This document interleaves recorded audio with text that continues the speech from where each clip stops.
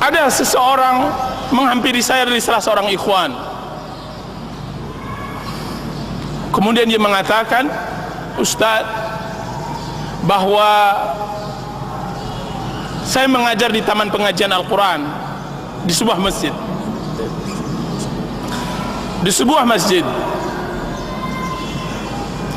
Kemudian setelah selesai salat maghrib dan saya disibukkan untuk mengisi pengajian di masjid kecil tersebut, semua orang berangkat, tinggal satu orang.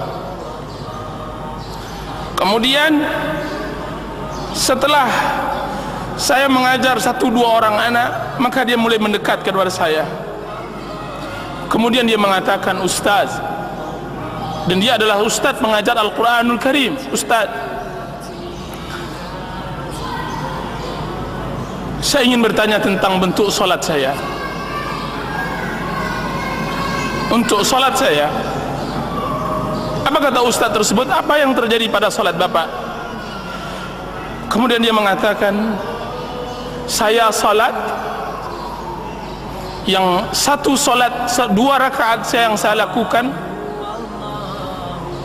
saya harus mengganti, atau 4 atau 2 rakaat yang saya lakukan, setiap 2 rakaat tersebut saya harus mengganti pakaian saya karena basah dengan air mata.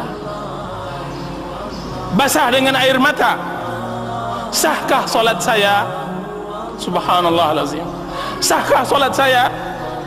Pertanyaan yang baru datang, yang tiba-tiba datang kepada ikhwan kita tersebut, yang membuat dia tidak bisa sembarang menjawab. Kalau seandainya dia tanyakan apa hukum menggerak-gerakkan jari dalam solat, dia akan menjawabnya. Kalau seandainya ditanyakan tentang masalah sedekap atau lepaskan isdal, maka dia akan menjawabnya. Kalau seandainya ditanyakan apakah menjaharkan bismillah atau tidak, dia akan menjawabnya. Akan tetapi pertanyaan dalam bentuk lain. Saya salat dalam keadaan setiap selesai rakaat saya harus mengganti pakaian saya karena air mata saya terus mengalir. Sahkah salat saya? Benarkah salat saya seperti salat Rasulullah SAW? Ikhwan tersebut datang kepada saya pada hari pertama kali saya datang di daerah tersebut. Kemudian saya katakan, temukan saya dengan bapak tersebut.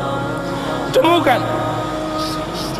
Maka malam harinya saya bertemu dengan seorang pemuda, dan dia bukan pemuda karena dia telah menikah dan mempunyai anak, akan tapi wajah yang kuyu, orang yang benar-benar hancur hatinya hendak bertaubat kepada Allah Azza wa Jalla. Dia mengatakan, Ustaz, saya developer dan saya telah menjual dan saya telah infakkan semua harta saya, tinggal Cup 70 Honda Cup 70 di depan rumah ini, dan saya takut akan azab Allah. Subhanallah, saya takut akan azab Allah. Orang seperti itu adalah orang yang berjiwa hanif.